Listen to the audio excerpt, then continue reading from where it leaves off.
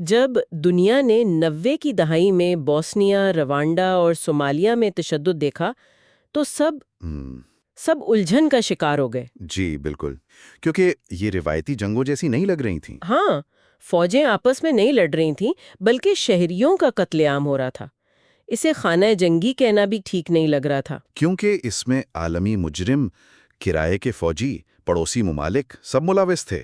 تو یہ تھا کیا؟ آج ہم اسی معمے کو حل کرنے کی کوشش کریں گے میری کیلڈر کی مشہور کتاب نئی اور پرانی جنگوں کے ذریعے۔ اور یہ اس موضوع پر شاید سب سے اہم کتابوں میں سے ایک ہے۔ کیلڈر نے اس نئی قسم کے تشدد کو نئی جنگیں کا نام دیا اور یہ سمجھانے کی کوشش کی کہ گلوبلائزیشن کے دور میں جنگ کی شکل کیسے ہمیشہ کے لیے بدل گئی ہے۔ تو چلیں اس پر ذرا گہرائی سے بات کرتے ہیں۔ بالکل، اور سمجھنے کے لیے سب سے پہلے یہ جاننا ضروری ہے کہ کیلڈر کے مطابق پرانی جنگ کیا تھی، تاکہ ہم فرق سمجھ سکیں۔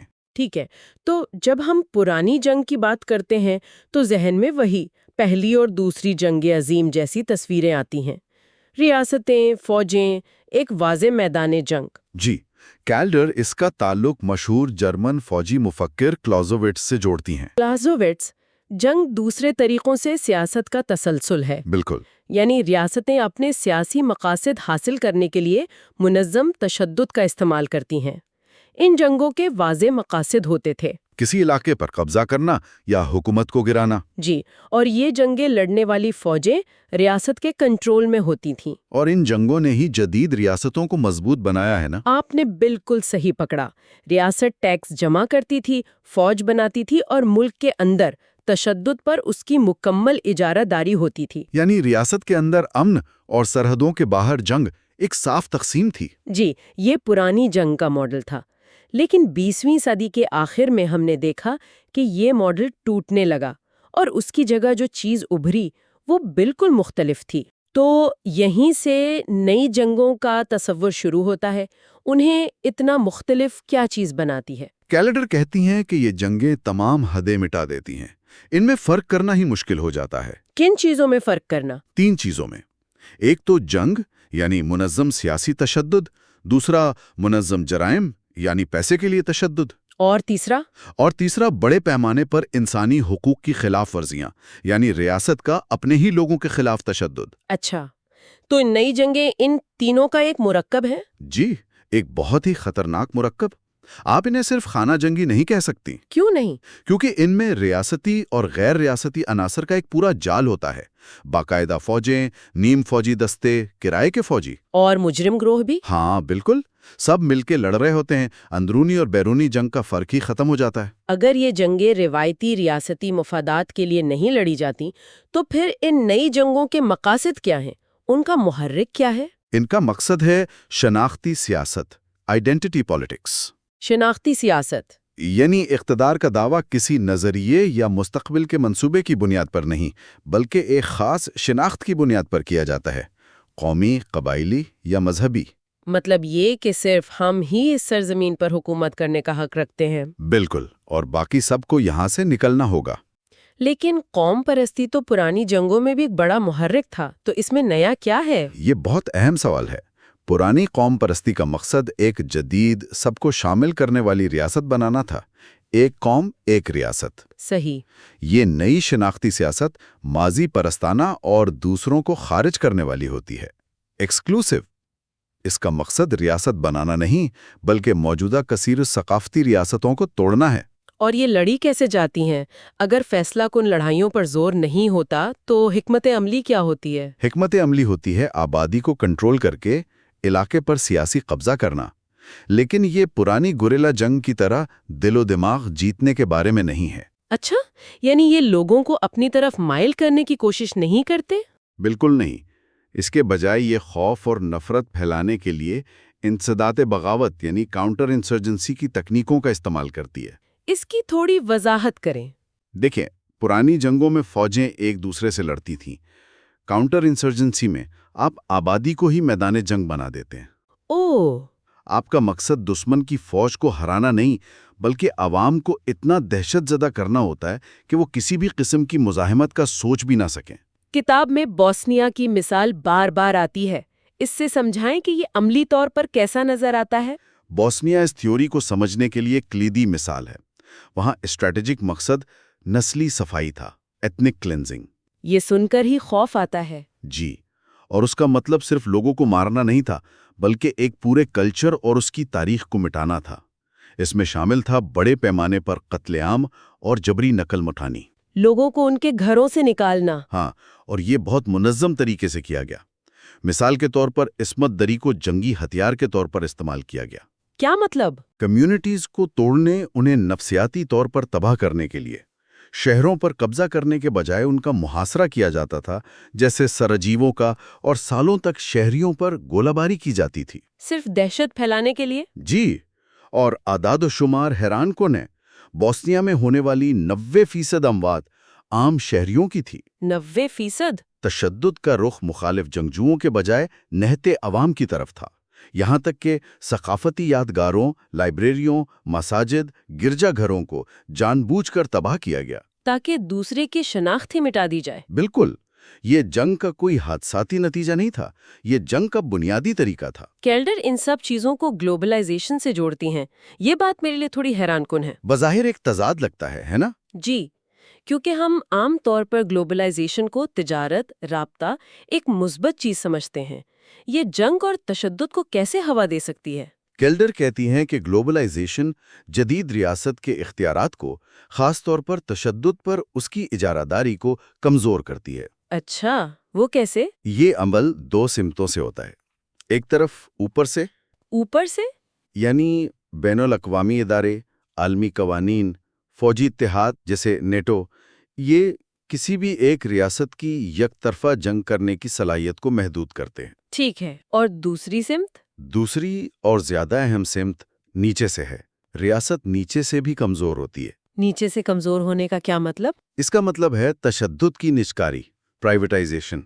جب ریاست کمزور ہوتی ہے تو نیم فوجی دستے، ملیشیا، مجرم گروہ ابھرتے ہیں۔ ریاست اب تشدد استعمال کرنے والا واحد ادارہ نہیں رہتی۔ اور معیشت کا کیا؟ پرانی جنگوں میں تو ریاستیں پوری معیشت کو جنگ کے لیے منظم کرتی تھیں، یہاں کیا ہوتا ہے؟ جی، اور یہ کیلر کے نظریے کا سب سے انقلابی حصہ ہے۔ نئی جنگوں میں ایک گلوبلائزڈ، غیر مرکزی اور لوٹ مار پر مبنی جنگی معیشت ہوتی ہے۔ اس کا کیا مطلب ہے؟ اگر رسمی معیشت تباہ ہو چکی ہو، فیکٹریاں بند ہوں، تو یہ مسلح گروہ خود کو مالی طور پر کیسے سنبھالتے ہیں؟ پیسہ کہاں سے آتا ہے؟ مختلف غیر قانونی اور بیرونی ذرائع سے، لوٹ مار، مال غنیمت، انسانی امداد کے قافلوں پر ٹیکس لگانا، اچھا، بیرون ملک مقیم اپنی کمیونٹیز سے بھیجی گئی رقم، اور سب سے اہم عالمی بلیک مارکیٹ کے ساتھ روابط۔ عالمی بلیک مارکیٹ؟ جیسے جیسے؟ ہتھیاروں، منشیات یا قیمتی وسائل جیسے ہیرے اور تیل کی غیر قانونی تجارت۔ یہ گروہ مقامی وسائل پر قبضہ کرتے ہیں اور انہیں عالمی مجرمانہ نیٹ ورکس کے ذریعے بیچ کر پیسہ اور ہتھیار حاصل کرتے ہیں۔ تو جنگ ایک کاروبار بن جاتی ہے۔ بالکل، اور یہی کیلڈر کا سب سے چونکا دینے والا نقطہ ہے۔ اس کا مطلب یہ ہے کہ تشدد خود کو برقرار رکھنے والا ایک نظام بن جاتا ہے۔ یعنی جنگ کسی مقصد کے لیے نہیں لڑی جاتی، بلکہ جنگ خود ہی ایک مقصد بن جاتی ہے۔ جی، ان متحارب فریقوں کو خود کو مالی طور پر سنبھالنے کے لیے مسلسل عدم استحکام اور تنازع کی ضرورت ہوتی ہے۔ تو امن ان کے کاروباری ماڈل کے لیے برا ہے؟ بالکل، امن کا مطلب ان گروہوں کے لیے اپنی آمدنی کا ذریعہ کھونا ہے، اس لیے وہ امن کے سب سے بڑے دشمن بن جاتے ہیں۔ یہ ایک شیطانی چکر ہے جہاں جنگ معاشیت کا حصہ بن جاتی ہے۔ یہ بہت ہی پریشان کن بات ہے۔ آئیے اسی روشنی میں بوسنیا کی مثال پر واپس چلتے ہیں۔ بین الاقوامی برادری یہ سب دیکھ رہی تھی، اقوام متحدہ وہاں موجود تھی، یہ سب اتنی بری طرح ناکام کیوں ہوا؟ کیلڈر کا استدلال ہے کہ یہ کوئی عملی ناکامی نہیں تھی، بلکہ ایک بنیادی نظریاتی ناکامی تھی۔ نظریاتی ناکامی؟ جی، بین الاقوامی برادری نے اسے ایک پرانی جنگ سمجھ کر نپٹنے کی کوشش کی۔ وہ اس کی نئی منطق کو سمجھ ہی نہیں پائے۔ اچھا، تو کہاں غلطی ہوئی ان سے؟ انہوں نے کیا چیز غلط سمجھی؟ دو بڑی سطحوں پر غلطی ہوئی۔ پہلی، سیاسی سطح پر۔ انہوں نے بوسنیا کے تنازع کو تین روایتی قوم پرست گروہوں کے درمیان ایک کلاسیکی جنگ کے طور پر دیکھا۔ تو ان کا حل بھی پرانا تھا، ریئل پولیٹک اور تقسیم۔ جی، انہوں نے جنگجوؤں اور نسلی صفائی کرنے والے لیڈروں کو میز پر بٹھایا اور ان کے ساتھ مذاکرات کیے۔ اس عمل نے تو حملہ آوروں کو قانونی حیثیت دے دی ہوگی۔ بالकुल, उन्हें मसावी मुज़ाकराती शिराकत दार के तौर पर तस्लीम किया गया और इस अमल में उन्होंने बोस्निया के अंदर की शहरी और कसीरो सकाफती कुव्वतों को मुकम्मल तौर पर नज़रअंदाज कर दिया। वो लोग जो एक साथ रहना चाहते थे। जी, उनकी कोई आवाज़ ही नहीं थी। बैनुल-अक़वामी बरादरी ने सिर्फ जंगजुओं से बात की, जिससे उनकी ताकत और बढ़ गई। ये तो सियासी गलती थी। और फौजी तौर पर क्या गलती हुई? फौजी तौर पर गलती और भी संगीन थी। अक़वाम मुत्तहिदा के अमन दस्तों ने फ़र्ज़ किया कि वो दो मुतहारिब फ़रीक़ों के दरमियान गैर जानिबदार रहकर अमन कायम करने आए हैं। लेकिन जैसा कि हमने बात की, असल तशद्दुद तो फौजों के दरमियान था ही नहीं। बिल्कुल, असल तशद्दुद तो आम शहरियों के खिलाफ हो रहा था। तो वो अमन कायम करने की कोशिश कर रहे थे जहां कोई अमन था ही नहीं, और जहां असल जुल्म हो रहा था वहां वो गैर जानिबदार खड़े रहे। तो वो खड़े देखते रहे जबकि कत्लेआम होता रहा। जी, और वो नाम नेहाद महफूज इलाकों जैसे सरेब्रेनिसा में लोगों की हिफाजत करने में बुरी तरह नाकाम रहे। उनकी गैर जानिबदारी का मतलब अमली तौर पर जालिम का साथ देना था। तो गोया वो एक नई जंग के मसले पर पुरानी जंग का हल मुसल्लत करने की कोशिश कर रहे थे। आपने बिल्कुल दुरुस्त खुलासा किया। वो ये समझने में नाकाम रहे कि ये जंग बुनियादी तौर पर सिविल सोसाइटी और कसीरो सकाफती इक़दार के खिलाफ जंग थी। तो खुलासा ये है कि मेरी केल्डर ने हमें जंग को देखने का एक बिल्कुल नया फ्रेमवर्क दिया है। ये अब सिर्फ रियासतों और फौजों के दरमियान लड़ाई नहीं है। नहीं, ये एक पेचीदा, आलमी सतह पर जुड़ा हुआ, गैर मरकजी तशद्दुद है जो शनाख्ती सियासत और मुजरिमाना मईशत से ताकत हासिल करता है। और इसका मकसद फौजी फतह नहीं, बल्कि आबादियों को दहशतज़दा करके, उन्हें बेदखल करके, शनाख्त की बुनियाद पर सियासी कंट्रोल हासिल करना है। और शायद सबसे अफसोसनाक नतीजा ये है कि सिफारतकारी और अमन कायम करने के पुराने औजार इस नई हकीकत का मुकाबला करने के लिए अक्सर नाकाफी साबित होते हैं। जैसा कि हमने बोस्निया में देखा। जी, क्योंकि जब आप मसले की नोयत को ही गलत समझते हैं तो आपका हल भी लामहला गलत ही होगा। ये हमारे सुनने वालों के लिए एक आखिरी सोचने पर मजबूर करने वाला सवाल छोड़ जाता है। केल्डर अपनी किताब में खबरदार करती हैं कि नई जंगों की ये खुसूसियात सिर्फ दूर दराज के इलाकों तक महदूद नहीं है।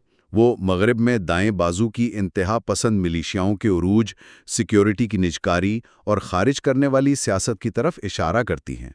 तो अगर जंग और आम, सिपाही और मुजरिम और सियासी और निजी तशद्दुद के दरमियान की लकीर हर जगह धुंधला रही है, तो मुस्तकबिल में हमारे अपने माशरों की सलामती और इस्तेहकाम के लिए इसका क्या मतलब है? कैलेडोर का बुनियादी नुक्ता यही है कि हम आज भी जंग को पुरानी ऐनक से देख रहे हैं। अच्छा? जी, जबकि जंग का चेहरा, उसके मकासद और उसमें लड़ने वाले मतलब सब कुछ बदल चुका है। पुरानी जंगें जो थीं, जैसे पहली और दूसरी जंगे अजीम, जी। वो रियासतों के दरमियान होती थी।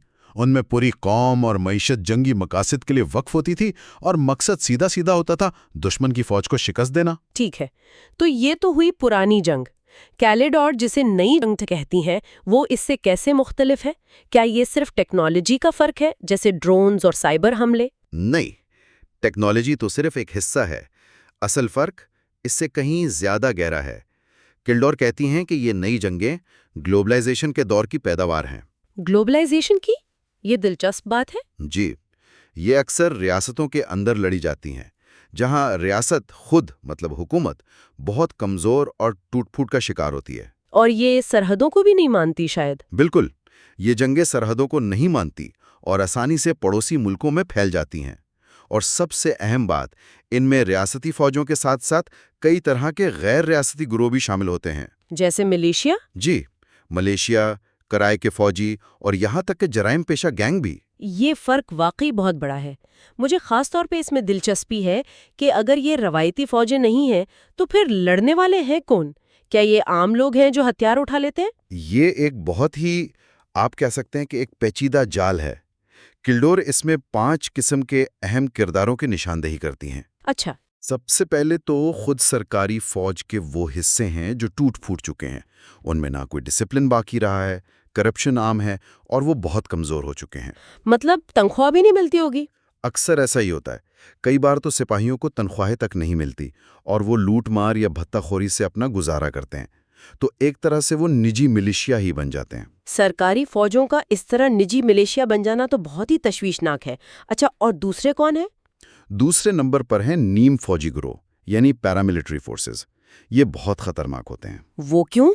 کیونکہ اکثر حکومتیں خود انہیں غیر قانونی اور متشدد کارروائیوں کے لیے بناتی ہیں تاکہ بعد میں کہہ سکیں کہ ہمارا ان سے کوئی تعلق نہیں۔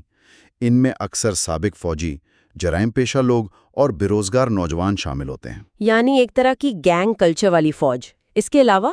جی بالکل۔ تیسرے ہیں سیلف ڈیفense یونٹس۔ یہ مقامی لوگ ہوتے ہیں جو اپنے گاؤں یا علاقے کے دفاع کے لیے منظم ہوتے ہیں۔ شروع میں ان کا مقصد صرف اپنا دفاع ہوتا ہے، لیکن پھر وہ بھی تشدد کا حصہ بن جاتے ہوں گے؟ ہاں، وسائل کی کمی اور مسلسل تشدد کی وجہ سے یہ اکثر بڑے جنگی گروہوں کا حصہ بن جاتے ہیں یا خود ہی ان جیسے بن جاتے ہیں۔ اور مجھے یاد ہے کہ عراق اور افغانستان میں پرائیویٹ کمپنیوں کا بھی بہت ذکر ہوتا تھا۔ آپ بالکل صحیح جگہ پہنچے۔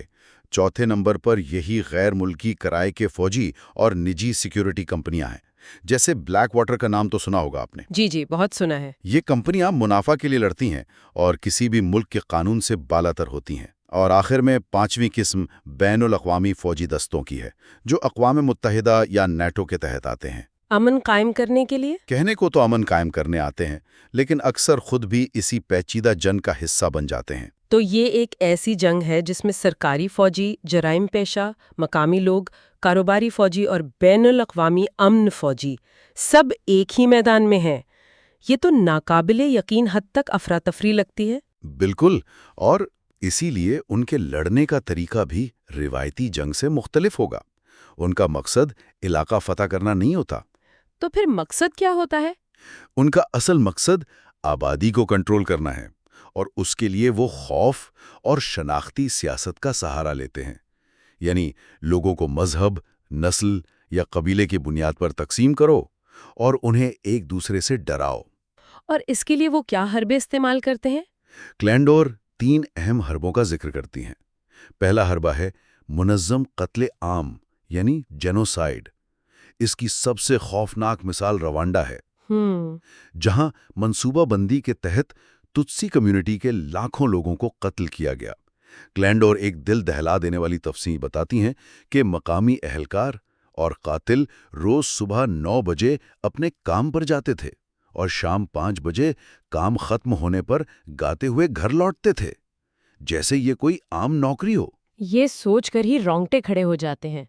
تو اگر میں صحیح سمجھ رہی ہوں، پرانی جنگوں میں شہریوں کی ہلاکتیں ایک افسوسناک نتیجہ ہوتی تھیں، لیکن نئی جنگوں میں شہریوں کو دہشت زدہ کرنا ہی اصل مقصد ہے۔ آپ نے بالکل صحیح نقطہ پکڑا ہے۔ یہی ان جنگوں کا سب سے خوفناک پہلو ہے۔ یہ تو جنگ کی پوری تعریف ہی بدل دیتا ہے۔ جی، دوسرا حربہ ہے نسلی صفائی یعنی ایتھنک کلینزنگ، جیسا کہ بوسنیا میں ہوا۔ اس میں کسی ایک شناخت کے لوگوں کو قتل کرنے کے بجائے انہیں خوف اور تشدد کے ذریعے ایک علاقے سے ہمیشہ کے لیے نکال دیا جاتا ہے، تاکہ وہ علاقہ ایک ہی نسل یا مذہب کا بن جائے۔ بالکل۔ اور تیسرا حربہ ہے کسی علاقے کو جان بوجھ کر ناقابل رہائش بنانا۔ اس میں کیا شامل ہے؟ اس میں فصلوں کو جلانا، بارودی سرنگیں بچھانا، ہسپتالوں، اسکولوں اور بازاروں پر حملے کرنا شامل ہے۔ اس کا ایک اور پہلو ثقافتی ورثے کو تباہ کرنا ہے، جیسے طالبان نے بامیان میں بدھا کے مجسمے تباہ کیے۔ اس کا کیا مقصد ہوتا ہے؟ صرف تباہی پھیلانا؟ نہیں، اس کا مقصد لوگوں کی اجتماعی یادداشت کو مٹانا ہے۔ جب آپ کسی قوم کی تاریخ کی نشانیاں مٹا دیتے ہیں تو زمین پر ان کا دعویٰ کمزور پڑ جاتا ہے۔ اسی طرح منظم عصمت دری بھی اسی نفسیاتی جنگ کا ایک حصہ ہے۔ یہ سب سن کر ذہن میں ایک ہی سوال آتا ہے کہ اگر ریاستیں کمزور ہیں، معیشت تباہال ہے، تو یہ گروہ اتنے لمبے عرصے تک جنگ لڑنے کے لیے پیسہ کہاں سے لاتے ہیں؟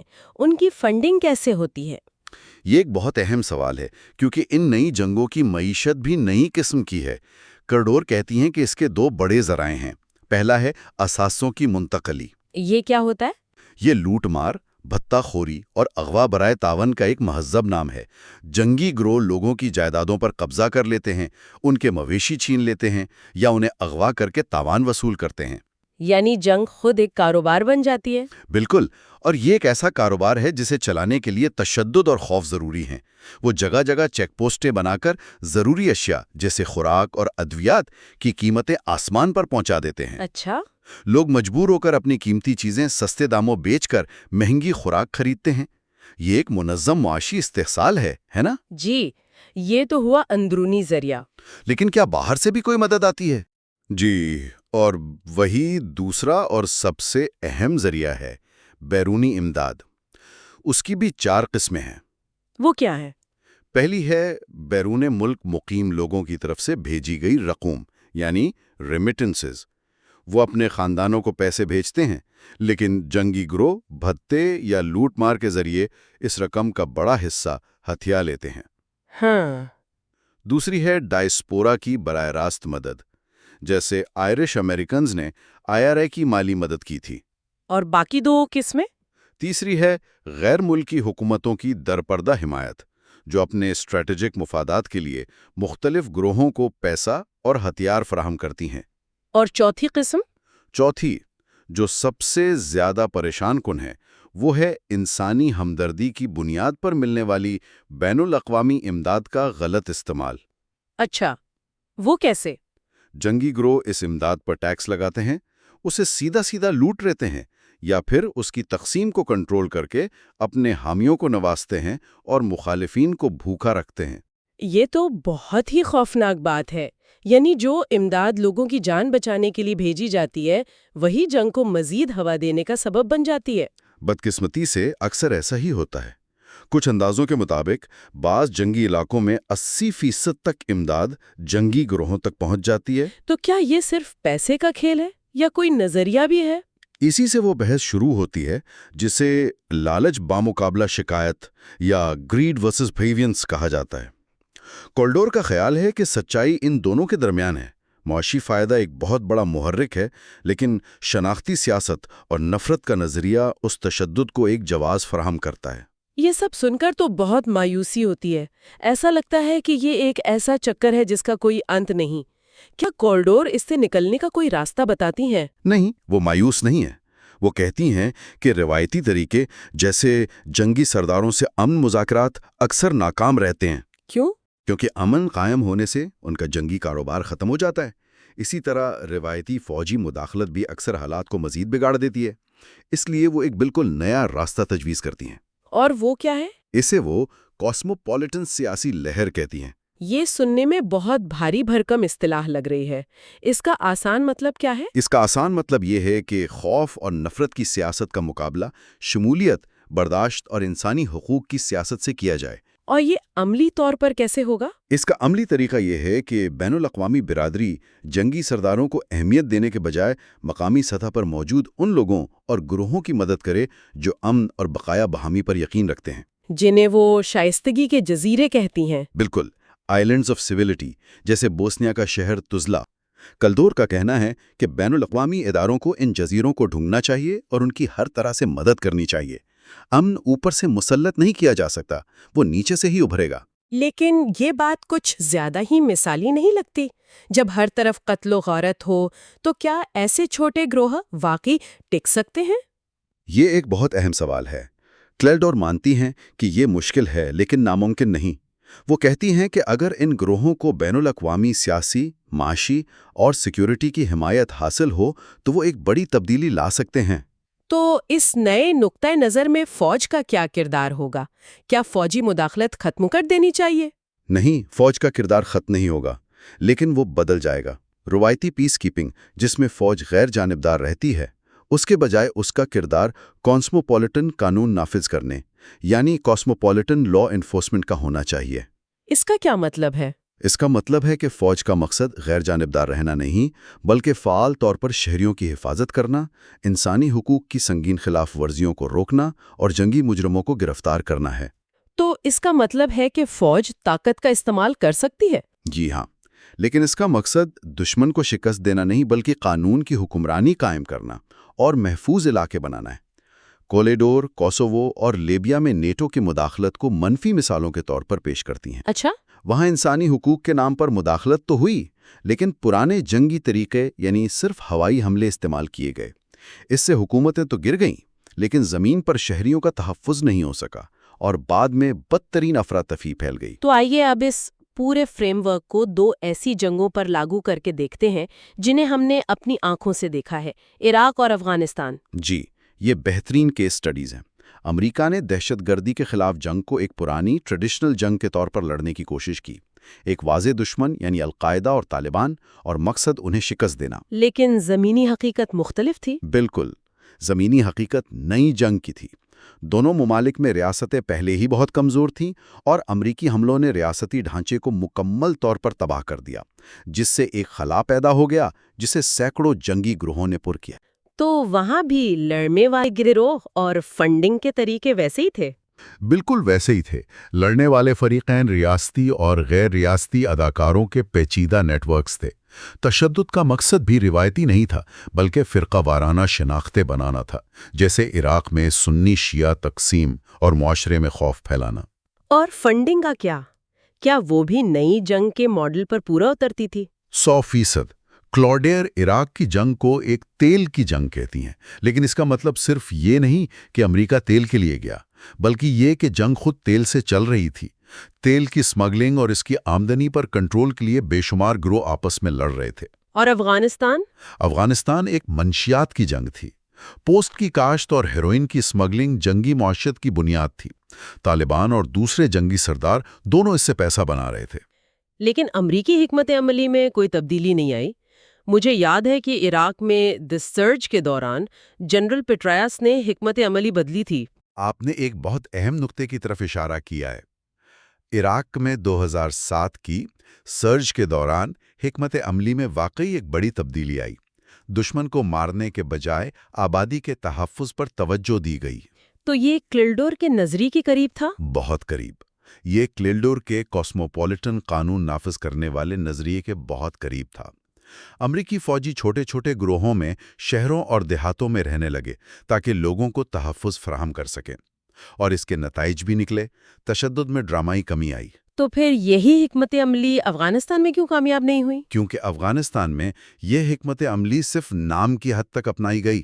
وہاں آبادی کے تحفظ کے بجائے زیادہ تر انحصار ڈرون حملوں پر کیا گیا، جو کہ ایک طرح سے پرانی جنگ کا ہی طریقہ ہے۔ بالکل، ٹیکنالوجی پر مبنی پرانی جنگ کا ہی تسلسل ہے۔ ڈرون حملوں سے آپ شاید کچھ دہشت گردوں کو مار سکتے ہیں، لیکن آپ آبادی کا اعتماد اور تحفظ حاصل نہیں کر سکتے۔ تو اس ساری بحث کا خلاصہ کیا ہے؟ اس کتاب کو پڑھنے کے بعد کلڈر کے مطابق ہمارا مستقبل کیسا ہو سکتا ہے؟ کیلگوڈا اپنی کتاب کے آخر میں 3 ممکنہ مستقبل پیش کرتی ہیں۔ پہلا، سیموئل ہنٹنگٹن کا تہذیبوں کا تصادم ہے، جہاں دنیا بڑی بڑی ثقافتی اکائیوں میں تقسیم ہو جائے گی۔ اور دوسرا راستہ جو شاید زیادہ تاریک ہے؟ جی، دوسرا راستہ رابرٹ کیپلان کی آنے والی انارکی کا ہے۔ اس میں ریاستیں مکمل طور پر ختم ہو جائیں گی اور ہر طرف وہی افراتفری اور تشدد ہوگا جو ہم نے نئی جنگوں میں دیکھا۔ اور تیسرا جو ظاہر ہے کیلڈور کا پسندیدہ راستہ ہوگا؟ بالکل، تیسرا راستہ ایک کاسموپولیٹن طرز حکمرانی یعنی کاسموپولیٹن گورننس کا منصوبہ ہے۔ یہی ماڈل ہے جسے وہ اپنی کتاب میں تجویز کرتی ہیں، جہاں عالمی ادارے اور مقامی شہری تنظیمیں مل کر امن، انسانی حقوق اور قانون کی حکمرانی جیسے عالمی اصولوں کو نافذ کریں۔ اور کتاب کا حتمی پیغام کیا ہے جسے ہمارے سامعین اپنے ساتھ لے کر جائیں؟ حتمی پیغام امید اور ذمہ داری کا ہے۔ کلگوڈور کہتی ہیں کہ ہمارا مستقبل پہلے سے طے شدہ نہیں ہے۔ ایسا نہیں ہے کہ انسانی فطرت ہی پرتشدد ہے یا ہم لازماً امن کی طرف بڑھ رہے ہیں۔ تو انتخاب ہمارے ہاتھ میں ہے۔ جی، ہم بربریت کی طرف جائیں گے یا تہذیب کی طرف، اس کا انحصار ہمارے اپنے سیاسی انتخاب اور رویوں پر ہے۔ اور ہمارے سامعین کے لیے ایک آخری سوچ چھوڑ جاتے ہیں۔ کلاڈر کا تجویز کردہ کاسموپولیٹن حل بہت حد تک عالمی اداروں اور مقامی امن کے حامیوں کے درمیان ایک مضبوط شراکت پر منحصر ہے۔